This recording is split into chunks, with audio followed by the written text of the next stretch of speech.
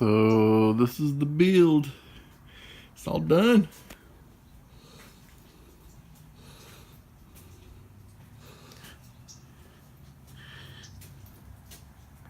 This breaks. Still need to make a bracket right here.